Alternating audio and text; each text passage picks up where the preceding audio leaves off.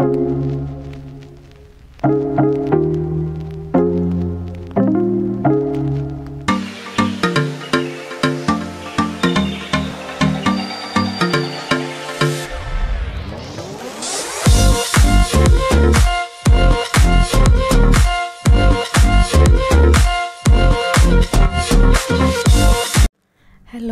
Welcome back to my channel. ഇന്ന് നമ്മൾ ഉണ്ടാക്കാൻ പോകുന്നത് നല്ല നാടൻ അവിയലാണ്. അവിയൽ ആർക്കാണല്ലോ ഇഷ്ടമില്ലാത്തത്? നമ്മൾ മലയാളികൾക്ക് ഏറ്റവും പ്രിയപ്പെട്ട ഒരു കറിയാണ് അവിയൽ. വാ, നമുക്ക് എങ്ങനെയാണ് ഉണ്ടാക്കുന്നതെന്ന് നോക്കാം. അതിന് വേണ്ടിയിട്ട് ഒരു കുക്കറിലേക്ക് അവിയലിന് ആവശ്യമായിട്ടുള്ള കഷ്ണങ്ങൾ അരിഞ്ഞു വെക്കുക. എന്നിട്ട് അതിലേക്ക് ഇട്ട് കൊടുക്കുക. ഒരു സവോള മുഴുവനായിട്ട് ഞാൻ എടുത്തിട്ടുണ്ട്. നിങ്ങൾ ആവശ്യാനുസരണം എടുക്കുക. ചേമ്പ്, ഒരു കുഞ്ഞു ചേമ്പ് ഇതിനകത്ത് ചേർക്കുകയാണെങ്കിൽ അവിയൽ നല്ല ടേസ്റ്റായിരിക്കും. നല്ല കുറുകിയിരിക്കും. നല്ല അവിയലിന് കുറച്ചുകൂടി ടേസ്റ്റ് കൂട്ടും. ഒരു ചേമ്പ് ചേർക്കാൻ ശ്രമിക്കുക.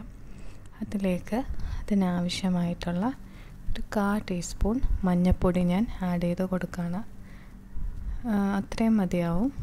പിന്നെ അതിനാവശ്യമായിട്ടുള്ള ഉപ്പ് നിങ്ങളുടെ ആവശ്യത്തിന് ചേർക്കുക. ഞാനൊരു 1/2 ടേബിൾ സ്പൂൺ ഉപ്പ് ചേർത്ത് കൊടുക്കുന്നുണ്ട്.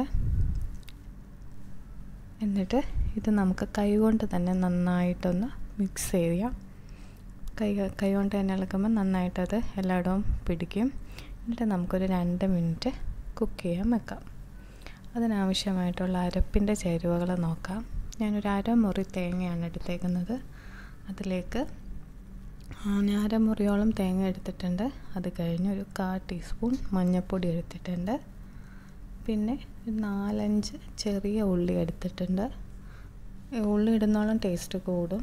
പിന്നെ ഞാനൊരു 3 വെളുത്തുള്ളി എടുത്തിട്ടുണ്ട്.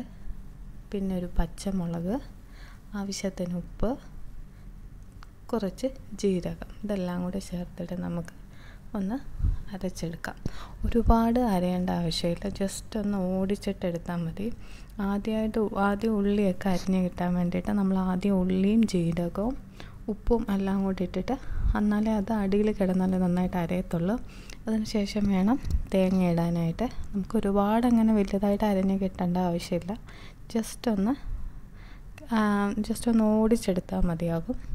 എന്നിട്ട് നമുക്കതൊന്ന് നന്നായിട്ട് അരച്ചെടുക്കാം. ഉള്ളിയൊക്കെ കൂടുതൽ ചേർക്കുകയാണെങ്കിൽ ഒന്നുകൂടെ നല്ല ടേസ്റ്റായിരിക്കും. ഇത് നമ്മുടെ അവിയൽ നന്നായിട്ട് വെന്ത് കിട്ടിയിട്ടുണ്ട്. കഷ്ണങ്ങളൊന്നും ഉടഞ്ഞു പോയിട്ടില്ല. നന്നായിട്ട് തന്നെ കിട്ടിയിട്ടുണ്ട്. അതിലേക്ക് നമുക്ക് അരച്ച് വെച്ച തേങ്ങയുടെ അത് നമുക്ക് ചേർത്ത് കൊടുക്കാം.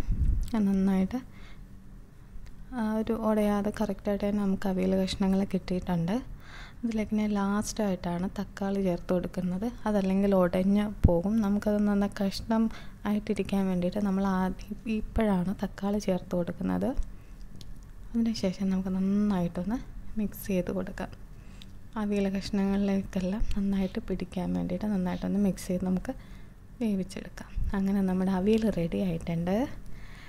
എല്ലാവർക്കും ഇഷ്ടപ്പെട്ടു എന്ന് വിചാരിക്കുന്നു. പുതിയ വ്യൂവേഴ്സ് ഉണ്ടെങ്കിൽ ഒന്ന് സബ്സ്ക്രൈബ് ചെയ്തേക്കണേ. Like and share, comment please. Thank you.